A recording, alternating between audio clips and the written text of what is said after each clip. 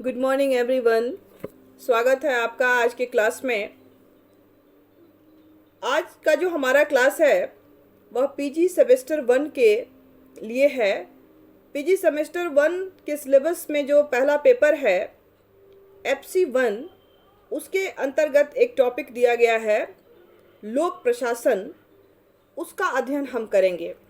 इस क्लास में हम लोक प्रशासन की कुछ परिभाषाएं, उसका लोक प्रशासन का अर्थ क्या है और उसका विकास एक सब्जेक्ट के रूप में किस तरह से हुआ है, इन सब बातों की चर्चा जो है हम लोग आज करेंगे। तो लोक प्रशासन, इसका कंसेप्ट क्या है? Concept of public administration. लोक प्रशासन की अवधारणा क्या है? लोक प्रशासन किसे कहते हैं? तो लोक प्रशासन जो है एक विशेष शैक्षणिक क्षेत्र है जो सरकार रूपी यंत्र और उसकी प्रक्रियाओं के साथ व्यवहार करता है। ये क्या है? सरकार रूपी यंत्र और उसकी प्रक्रियाओं के साथ व्यवहार करता है। प्रशासन को मानव प्रयत्न के रूप में प्रशासन को मानव प्रयत्न के रूप में परिभाषित करता है, जिसका उद्देश्य सामान्य उद्देश्यों को प्राप्त करना है। सामान्य उद्देश्यों को प्राप्त करना है। जो लोक प्रशासन है, इसकी परिभाषा विभिन्न विद्वानों के द्वारा दी गई है और विभिन्न विद्वानों ने अलग अलग ढंग से इसको परिभाषित किया है। तो हम उन परिभाषाओं को जानेंगे। तो सबसे पहले फिफ्नर आते हैं और फिफ्नर ने क्या कहा है? फिफ्नर ने कहा है कि वांछित उद्देश्यों की प्राप्ति के लिए मानवीय और भौतिक साधनों के संगठन और संचालन को प्रशासन कहते हैं। प्रशासन की संज्ञा दी जाती है या प्रशासन उनको जो है वो हम कहते हैं। इसके बाद आते हैं एल डी वाइट। तो एल डी वाइट ने क्या कहा है लोक प्रशासन के बारे में? तो वो कहते हैं लोक प्रशासन के अंतर्गत वे सभी कार्य आ जाते हैं जिनका उद्देश्य सार्वजनिक नीतियों को पूर्ण करना एवं उनको लागू करना होता है। यह एक एकीकृत विचार है जो एल डी वाइट के द्वारा दिया गया है। इसके बाद आते हैं विलोबी। विलोबी जी कहते हैं कि प्रशासनिक कार्य वे कार्य होते हैं जो विधायिका द्वारा प्रशासन के लिए घोषित किए जाते हैं, जो विधायिका द्वारा प्रशासन के लिए घोषित किए जाते हैं और सरकार की न्यायिक संस्थानों द्वारा इनकी व्याख्या की जाती है तो ये है लोक प्रशासन। तो ये उपर्युक्त जो परिभाषाएं जो हमने अभी आपको मैंने बताई, उनसे क्या निष्कर्ष निकलता है? तो उससे तीन बातें मुख्य रूप से जो हमें समझने को आती है या जो हम समझते हैं या पाते हैं। वो पहला जो है वो प्रशासन जो है वो नीतियों और कार्यक्रमों का जो है वो निर्धारण और क्रियान्वयन करता है। मीन्स जो भी नीतियाँ बनाई जाती हैं और जो भी कार्यक्रम बनाए जाते हैं, उन कार्यक्रमों का निर्धारण करने का काम जो होता है, वो उनका क्रियान्वयन करने का काम जो होता है, वो किसका होता है? प्रशासन का होता है।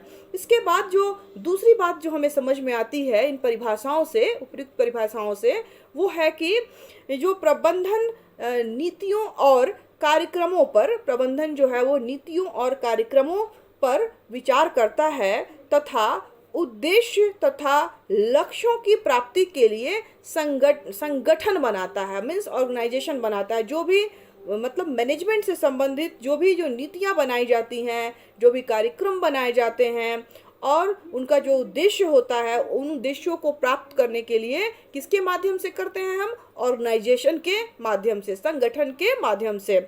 और तीसरी जो इम्पोर्टेंट बात हमें समझ में आती है वो ये है कि राजनीति एक ऐसी कला है जो जनता की इच्छा और रुचि के लिए प्रबंध करती है, जो उसकी इच्छा और रुचि के लिए प्रबंध करती है तथा जन साधारण को जो है वो गतिमान कर देती है। गति मतलब एक्टिव कर देती हैं, गतिमान बना देती है और उन्हें वास्तविक कार्यों पर उनके वास्तविक कार्यों में उनको बदल देती है।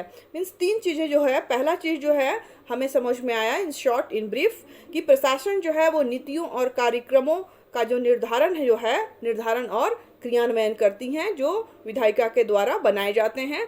और दूसरी जो जिसके प्रबंधन के लिए जो नीतियाँ और कार्यक्रम जो बनाए जाते हैं, उनके उद्देश्यों को प्राप्त करने के लिए ऑर्गेनाइजेशन की बात की जाती है। मीन्स ऑर्गेनाइजेशन फॉर्म किए जाते हैं, जिनके माध्यम से इन नीतियों कार्यक्रमों को बनाए जाते हैं और उनको चलाए जाते हैं। और तीसरी इम्पोर्टेंट जो है बात है वो है कि राजनीति जो है एक कला है, जो जनता की इच्छा और उसकी रुचि के से संबंधित जो है वो प्रबंध करती है, और उनके जो संसाधन होते हैं उनको गतिमान बना देती है। तो ये जो है वो उसके परिभाषाएं थी। इसके बाद जो है हम इसी में जब आगे पढ़ते हैं तो एक शब्द आता है लोक प्रशासन और निजी प्रशासन, कि लोक प्रशासन क्या है और निजी प्रशासन क्या है। तो इसमें हमें लगता है कि ये सेम ही है। तो कुछ विद्वान जो हैं इसको तो एक ही मानते हैं कि निजी प्रशासन और लोक प्रशासन एक ही हैं, लेकिन कुछ विचारकों के द्वारा इसमें अंतर किया गया है। जो निजी प्रशासन जो है उसको जो एक विषय मानने वाले जो कुछ विचारक हैं, उनमें हेनरी फियोल, मेरी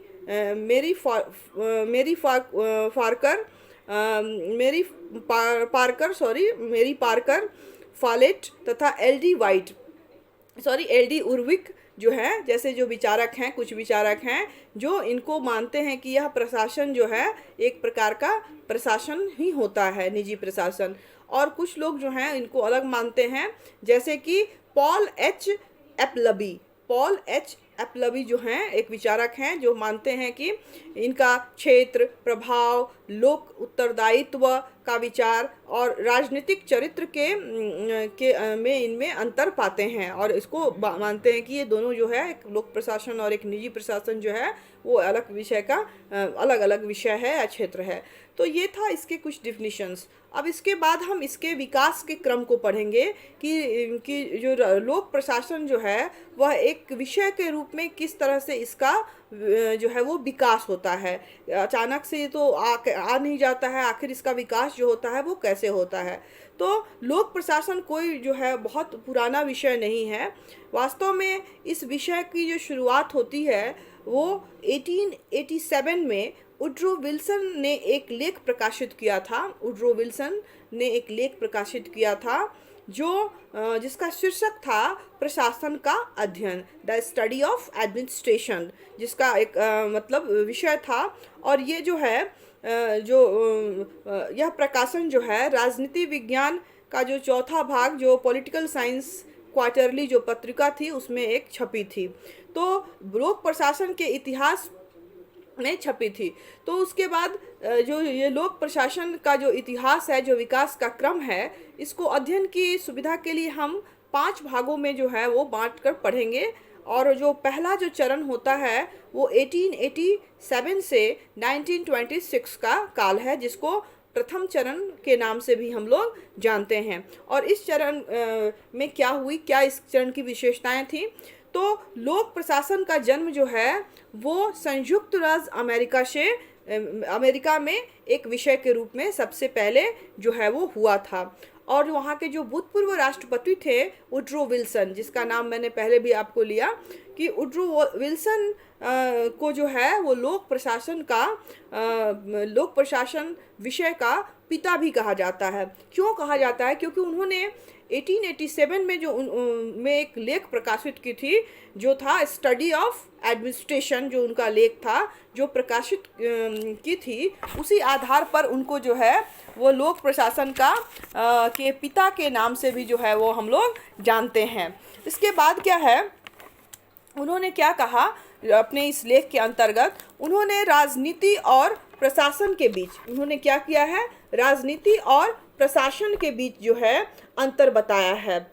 और कहा है कि संविधान की जो है रचना जो करना है वो बहुत ही सरल है, लेकिन इसको चलाना जो है बहुत ही कठिन है। तो वुड्रो विल्सन जो है राजनीति और प्रशासन है उसको पृथक करने की बात उन्होंने की है, और इसलिए उनको राजनीति और प्रशासन के पृथकीकरण के जनक भी वो कहे जाते हैं, वुड्रो विल्सन। इसके बाद इसी क्रम में जो है विकास के क्रम में जो आगे के विद्वान आते हैं वो आते हैं फ्रैंक जे गुडनाउ।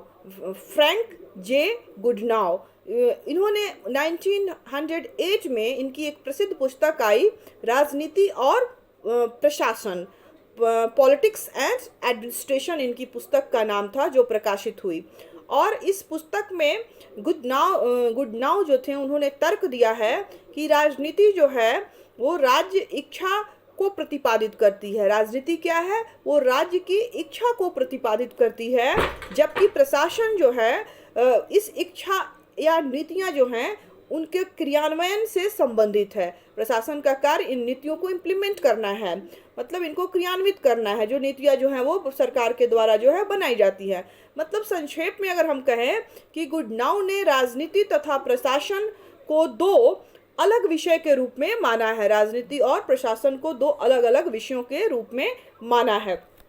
इसके बाद 20वीं शताब्दी के प्रारंभ में जो मुख्य रूप में क्या हुआ, अमेरिका में जो चेंजिंग जो हो रहा था वहाँ के विश्वविद्यालयों में, वो क्या हो रहा था कि प्रारंभ में जो 20वीं शताब्दी जब शुरू हुई के प्रारंभ में अमेरिका के मुख्य विश्वविद्यालय जो है वो सरकार में सुधार के लिए आंदोलन वहाँ चल रहे थे, और आंदोलनों में भाग लेना प्रारंभ किया। और बहुत सारे विद्वानों को लोक प्रशासन ने जो ये विषय था वो काफ़ी आकर्षित किया, और शीघ्र ही जो है लोक प्रशासन जो है राजनीति विज्ञान का एक के अधीनस्थ एक विषय के रूप में जो है वो पहचाना जाने लगा, और इसका स्टडी किया जाने लगा एक अलग विषय के रूप में।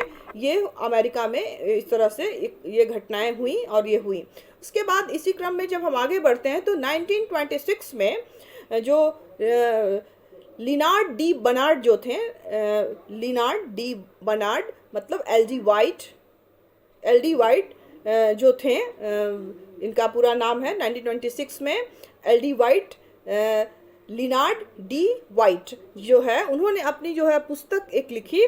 वो पुस्तक का नाम था लोक प्रशासन के अध्ययन की प्रस्तावना, means introduction of the study of public administration. क्या नाम है? Introduction of the study of public administration. इस पुस्तक का जो एक प्रकाशित हुई किताब, और यह जो था इस प्रकार जो है, इस पुस्तक के प्रकाशन के बाद इस प्रकार इस युग में ये जो फर्स्ट फेज था, प्रथम चरण था, जो 1887 से लेकर 1926 तक चला, इस युग में क्या हुआ, प्रशासन और राजनीति को पृथक मतलब कर दिया गया, और एक पृथक सत्ता का युग था।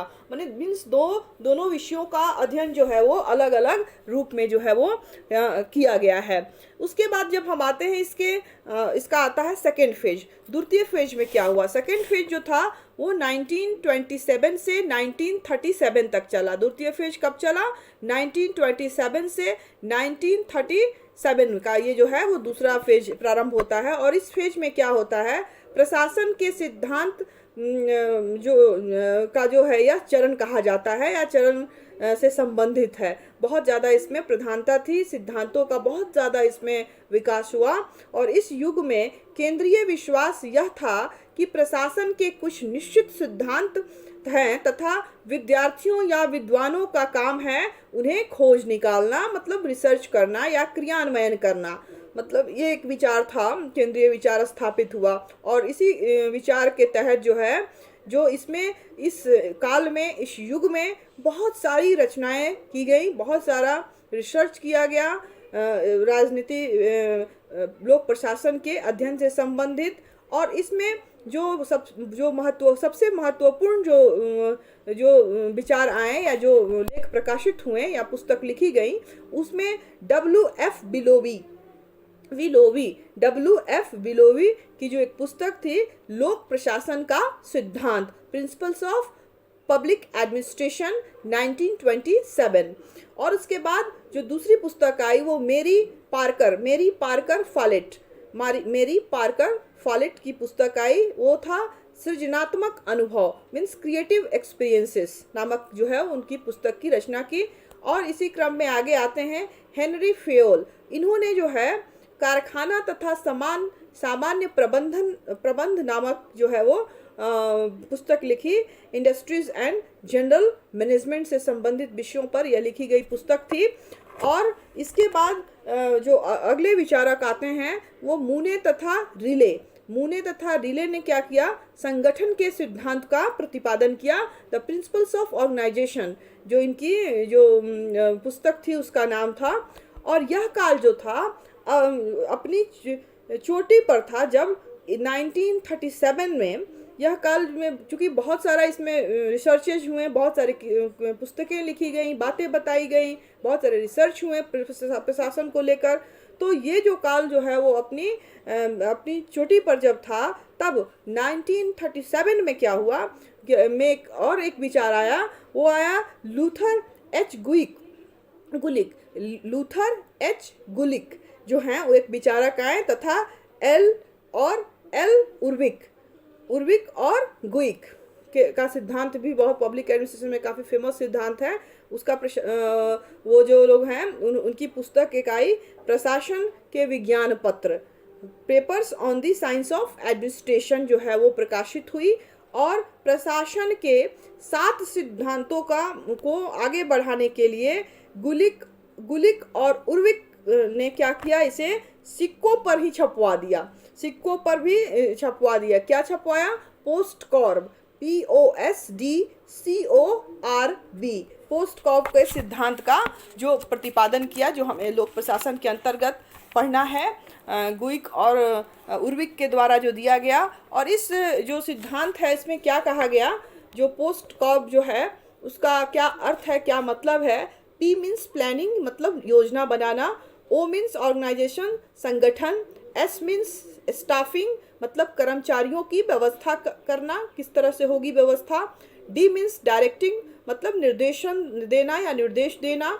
और CO मीन्स कोऑर्डिनेटिंग, मतलब समन्वय, तालमेल बैठाना, समन्वय। R फॉर रिपोर्टिंग, रिपोर्ट करना। और B for budgeting means budget को बनाना या बजट के बारे में उसमें बताया गया। तो संक्षेप में अगर हम कहें तो 1927 का से लेकर जो 1937 तक का जो काल था वो लोक प्रशासन के इतिहास में सिद्धांतों का स्वर्ण काल था। मीन्स गोल्डन एरा जिसको हम कह सकते हैं, वो स्वर्ण काल था।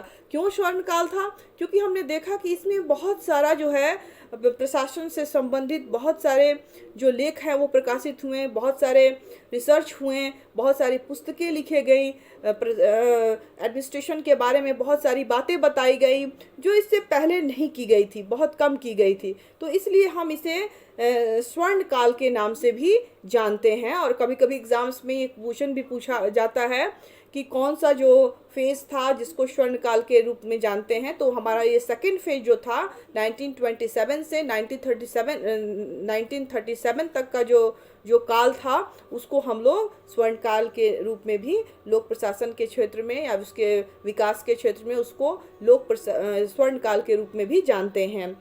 इस काल के दौरान जो है लोक प्रशासन जो है एक विषय के रूप में काफ़ी सम्मान प्राप्त कर चुका था, तथा सरकार और निजी संस्थानों में इसकी मांगें जो हैं वो काफ़ी बढ़ गई थी। तो इस तरह से ये जो था उसका स्वर्णिम काल था लोक प्रशासन के अध्ययन के संबंध में। अब इसके बाद हमारा तीसरा फेज शुरू होता है। जो तीसरा जो चरण है विकास का, जो है लोक प्रशासन के विकास का जो तीसरा चरण है वो 1938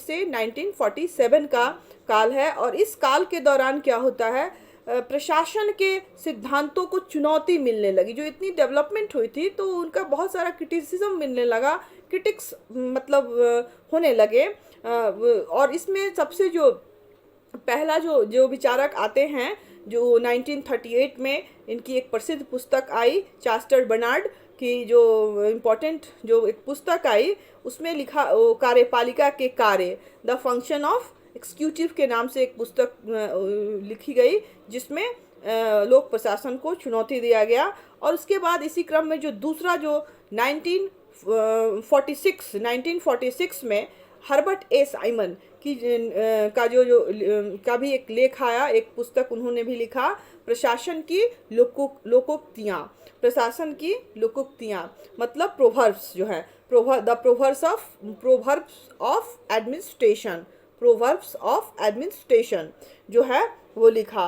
और उन्होंने इनकी एक बहुत ही महत्वपूर्ण इनकी विशेषता है कि इनकी एक और भी बहुत महत्वपूर्ण पुस्तक 1978 में लिखी गई, पब्लिक एडमिनिस्ट्रेटिव बिहेवियर, प्रशासनिक व्यवहार, और इसके लिए इस पुस्तक के लिए इन्हें नोबेल प्राइज़ भी जो है वो मिला हुआ है, दिया गया है।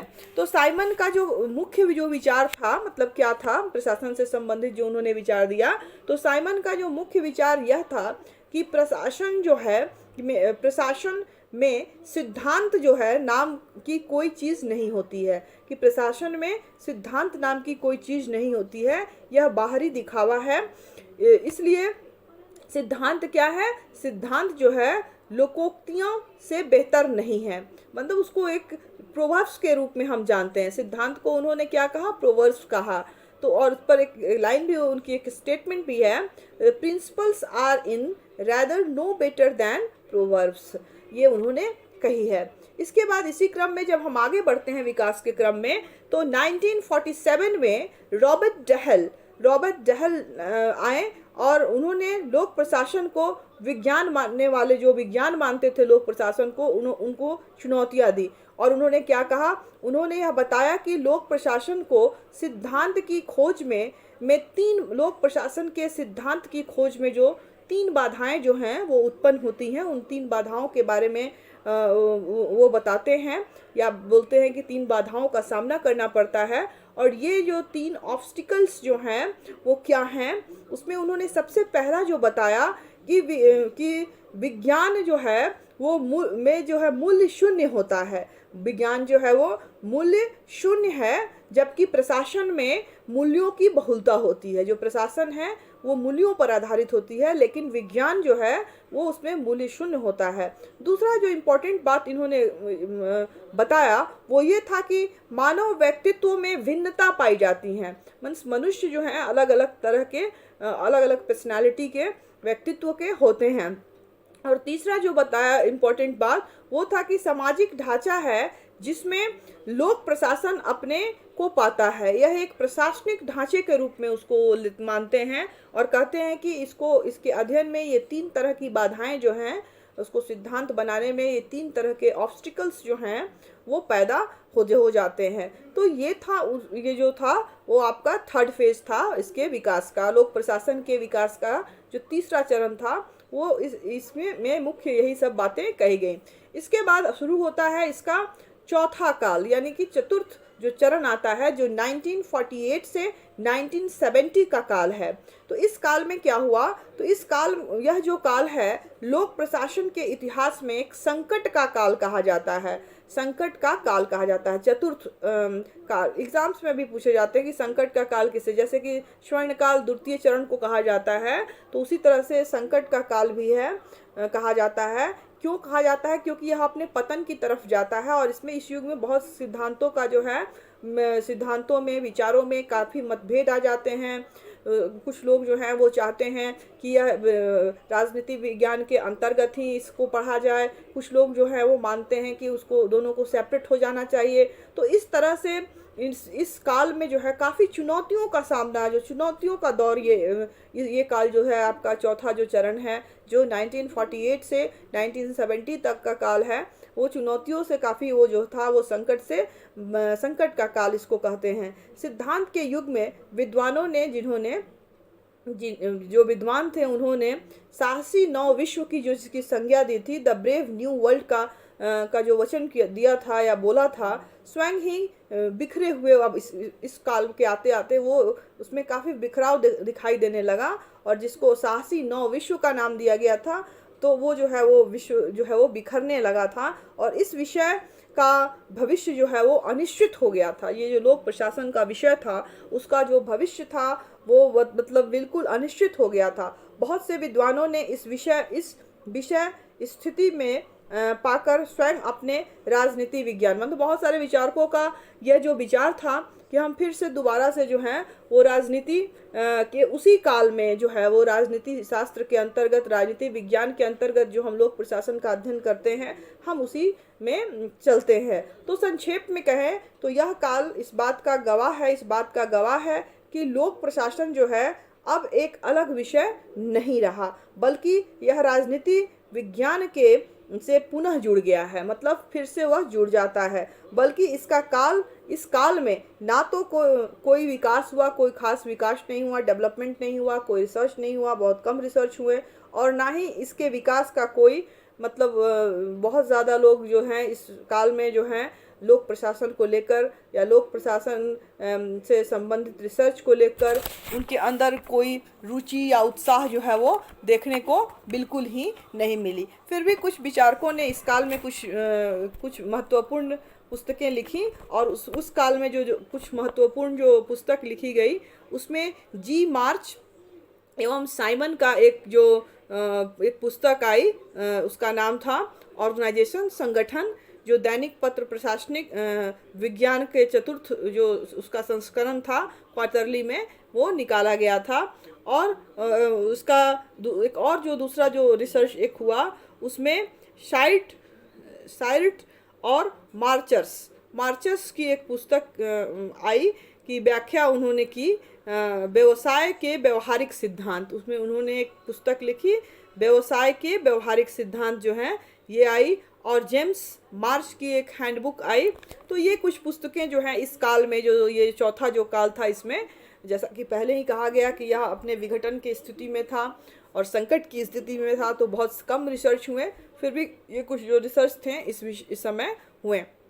इसके बाद हम आते हैं इसके पांचवें और अंतिम विकास का, जो लोक प्रशासन एक विषय के रूप में जो इसका विकास होता है, उस विकास के जो पांचवा चरण है, पंचम चरण, जो 1971 से अभी तक का है माना जाता है, और ये इसका अंतिम चरण है। इस चरण में क्या हुआ, बहुत सी अनिश्चितता जो चौथे चरण में देखी गई हैं, उसके बावजूद जो है 1970 तक लोक प्रशासन जो है कि उन्नति और समृद्धि फिर से जो है वो फिर से दर्ज करने लगा, और बहुत से अन्य विषय जो है इस विषय की ओर काफ़ी आकर्षित हुए और इसमें आकर मिलने लगे, इसको मतलब इसकी महत्ता बढ़ने लगी, अथवा अंतर विषयों के जो है अध्ययन के रूप में इसका अध्ययन किया जाने लगा। और ध्यान जो है का केंद्र अब जो हो गया प्रशासन हो गया। अब जो फोकस जो हो गया सब्जेक्ट वो क्या हो गया, प्रशासन की शक्ति की ओर जाने लगा कि प्रशासन की शक्ति क्या है। यह विषय अब प्रबंध के विज्ञान पर विश्वास जो है, प्रबंधन के विज्ञान पर जो है पर जो है वो बढ़ता गया, और विज्ञान तथा उससे संबंधित क्षेत्र में अधिक से अधिक जो है वो इसके समीप आने लगे। बहुत सारे जो साइंस के सब्जेक्ट थे वो भी, क्योंकि एडमिनिस्ट्रेशन है, प्रशासन का अध्ययन करना है, और एडमिनिस्ट्रेशन तो हर जगह एनीवेयर है, तो हर जगह किस तरह से ऑर्गेनाइजेशन बनाया जाए, किस तरह से प्रशासन की व्यवस्था हो ताकि कि सुचारू रूप से उसको चलाया जा सके और उसके उद्देश्यों की, उस ऑर्गेनाइजेशन के उद्देश्यों की पूर्ति की जा सके। तो इस तरह से जो पांचवा चरण आता है, फिर से ये जो है वो काफ़ी पॉपुलर होने लगता है, और इसके अंतर्गत यह बहुत सारे अंतर विषयों के से साथ जुड़कर इसका स्टडी लोग करने लगते हैं, लोगों में इसके प्रति रुचि जो है वो बढ़ने लगती है। और अगर हम भारतीय संदर्भ में बात करें तो भारत में भी जो है वो लोक प्रशासन जो है राजनीति विज्ञान के अंतर्गत जो है एक अध्ययन का विषय जो है इसको बनाया गया, और लखनऊ विश्वविद्यालय में लोक प्रशासन को एक अलग विषय के रूप में सर्वप्रथम जो है वो के रूप में शुरुआत इसकी हुई। और आज अधिकतर जो यहाँ के विश्वविद्यालय हैं वहाँ पे एक एज अ सब्जेक्ट के रूप में, एक अलग विषय के रूप में जो है लोक प्रशासन का अध्ययन जो है वो वहाँ किए जाते हैं। और पूरे 100 वर्ष के पश्चात लोक प्रशासन जो है वो अध्ययन का जो है वो फिर से जो है वो शुरुआत हो गया। और इस तरह से जो संघ लोक सेवा आयोग ने भी जो है इंडिया में इसे नागरिक सेवा परीक्षा में एक इच्छुक विषय के रूप में अपने पाठ्यक्रम में शामिल किया है। तो इस तरह से हम देखते हैं कि लोक प्रशासन जो है बहुत ही इम्पॉर्टेंट एक विषय है, जो पहले जो प्रारंभ में जो है वो राजनीति विज्ञान के विषय के रूप में ही जिसका जो है वो अध्ययन किया जाता था, लेकिन बाद में जो है धीरे धीरे इसके अध्ययन इसमें विकास हुआ। और बहुत सारे विद्वानों ने लोक प्रशासन के बारे में बहुत सारी चीज़ें बताई हैं। जैसा कि मैंने अपने स्टार्टिंग में ही बताया कि लोक प्रशासन क्या है। एक विशेष शैक्षणिक क्षेत्र है जो सरकार रूपी यंत्र और उसकी प्रक्रियाओं के साथ जो है वो व्यवहार करता है। उसमें दिखाता है कि किस तरह से कौन सी घटनाएं होती हैं। और इसमें बहुत सारे विद्वानों ने, फिफ्नर ने, एल डी वाइट ने, विलोवी ने ये इसकी परिभाषाएं दी। और इन परिभाषाओं से जो तीन मुख्य बातें सामने आती हैं वो है कि प्रशासन नीतियों और कार्यक्रमों का निर्धारण और क्रियान्वयन जो है वो करता है। प्रशासन का कार्य क्या है कि जो भी नीतियाँ बनाई जाती हैं उनका निर्धारण और कार्यक्रमों को संचालन करने का। दूसरा चीज़ है प्रबंधन को लेकर है कि जो प्रबंधन है और जो भी नीतियाँ या कार्यक्रम जो बनाई जाती हैं तो वो उन लक्ष्यों को प्राप्त करने के लिए ऑर्गेनाइजेशन बनाएगा। ऑर्गेनाइजेशन, संगठन की बात की गई। और तीसरा जो इम्पोर्टेंट विषय है कि राजनीति जो है, विज्ञान जो है, राजनीति क्या है, एक कला है जो जनता की इच्छा और रुचि के लिए प्रबंध करती है। तो ये महत्वपूर्ण बातें थी। और इसके विकास के क्रम में हमने देखा कि यह एक अध्ययन के रूप में इसका विकास जो है वो बहुत सारे कालों से होकर गुजरा है। और अध्ययन की सुविधा के लिए हमने इसे 5 फेजेस में बांटकर हम लोगों ने इसका स्टडी किया। जो पहला जो इसका फेज था वो आपका 1887 से लेकर 1926 तक था। और उसमें वुड्रो विल्सन जो हैं, जो अमेरिका के भूतपूर्व राष्ट्रपति थे, उन्हें लोक प्रशासन के जनक के रूप में माना जाता है। और लोक प्रशासन तथा लोक प्रशासन लोक राजनीति को और लोक प्रशासन को पृथक करने का जनक भी उनको माना जाता है। और उसके बाद सेकंड फेज में आता है। और सेकंड फेज जो है वो स्वर्ग काल होता है, स्वर्णिम गोल्डन एरा होता है, क्योंकि इस काल में बहुत ज़्यादा रिसर्च होता है। और इसके बाद बहुत सारे सिद्धांतों का निर्माण होता है, बहुत सारी पुस्तकें लिखी जाती हैं। और फिर जो चौथा फेज आता है उसमें यह बहुत ही संकट की स्थिति में आ जाती है, क्योंकि फिर विचारकों के मन में मतभेद हो जाता है विचारों को लेकर कि या इसको एक अलग विषय के रूप में पढ़ा जाए या एक राजनीति विज्ञान के अंतर्गत ही है। मूल्यों को लेकर, तथ्यों को लेकर, वैज्ञानिक रूप को लेकर बहुत सारा कॉन्ट्रडिक्शन होने की वजह से इसमें जो है यह संकट की स्थिति में चला जाता है। और फिर जो है वह उसका 5वां चरण आता है जो 1971 से आज वर्तमान तक है। और आज हम देख रहे हैं कि यह एक बहुत ही पॉपुलर विषय के रूप में दिन प्रतिदिन इसका जो स्टूडेंट्स हैं उनमें इसकी रुचि बढ़ती जा रही है। क्योंकि यह सिर्फ एक राजनीति के फील्ड में ही अब नहीं रहा है, क्योंकि हर क्षेत्र में मैनेजमेंट की ज़रूरत है, प्रशासन की ज़रूरत है। तो इसलिए यह एक अलग विषय के रूप में विभिन्न विश्वविद्यालयों द्वारा इसको अपनाया जा रहा है और इसका प्रचार किया जा रहा है। और यह जो है राजनीति विज्ञान के अंतर्गत एक बहुत ही इफ़ेक्टिव विषय के रूप में पढ़ा जा रहा है। और जो है ये जो है बहुत ही इम्पोर्टेंट एक विषय है, जिसको प्रशासनिक सेवाओं में भी एक विषय के रूप में इंडिया में इसको जो है वो दिया गया है। तो इस तरह हम देखते हैं कि लोक प्रशासन जो है के अंतर्गत सरकार के कार्यों और उसका जो निर्धारण, उनका जो संचालन, उनका जो क्रियान्वयन, उसका जो मैनेजमेंट किया जाता है, इन सब बातों का अध्ययन जो है हम डिटेल में करते हैं। तो ये था आज का क्लास, जिसमें हमने लोक प्रशासन की परिभाषाएं, उसका अवधारणा या विकास जो था वो, और वो एक विषय के रूप में उसका जो विकास था उसका अध्ययन किया है। तो आज का क्लास यहीं समाप्त होता है। आप सभी का बहुत बहुत धन्यवाद। अगले क्लास में हम नए टॉपिक के साथ फिर हाजिर होंगे। तब तक के लिए घर में रहें, सुरक्षित रहें और पढ़ते रहें। Thank you all of you.